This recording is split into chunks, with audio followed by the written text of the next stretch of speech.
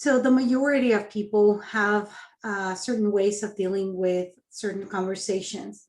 Sometimes we want to persuade people by seeing the way we're seeing things. Sometimes we're wronging people, telling them that they're wrong off the bat. Sometimes we want to blame people. Or sometimes, you give them a piece of your mind. You tell them what you think about them or what you think about the situation, or you're in that space of wronging and righting people. You're right, you're wrong. The reality is that these type of conversations create resistance, rejection, disconnection, and get people stuck. These type of conversations only create a win-loss, a right-wrong, or a bad-good type of conversations that in reality do not lead you to anywhere. The fleeting fight response in our brain. Whenever we are in situations in where we feel that our values are being attacked or we feel triggered, we ended up with the emotions, and emotions create a lot of stress on us. And that is where we become very reactive, when we become very defensive.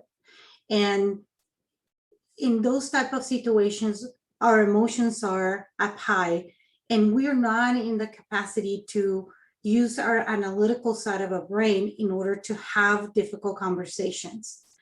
With that in mind, knowing that you as a person can go into that flight and fight response, or whatever they call it, flight and fight or freeze response, know that the other person that you want to talk to, or the other person that you're approaching to, always and also are having the same type of situation in their brain.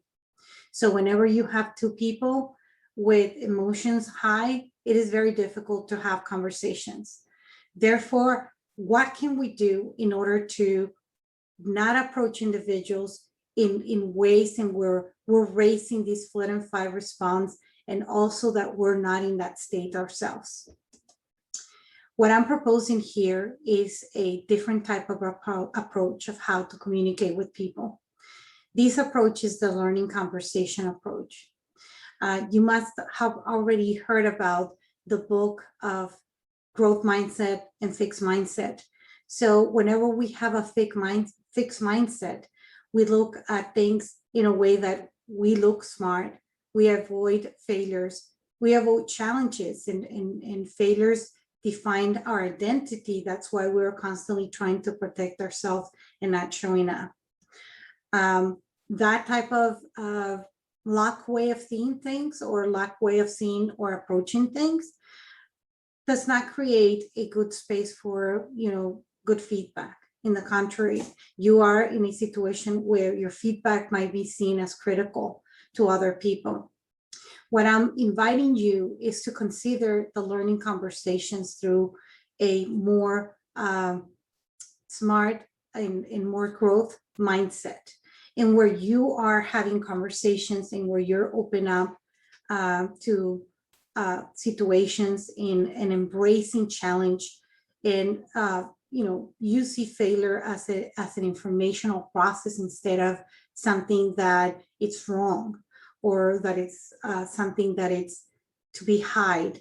And where we approach conversations and provide feedback in a space of curiosity and growth.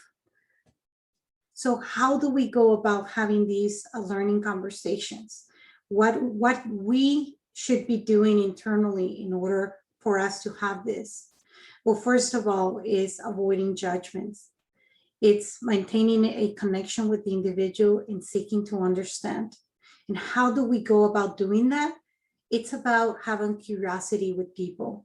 It's about putting yourself in a space of understanding, creating empathy, be in a state of wonder of what is it that it's going on somebody else's world.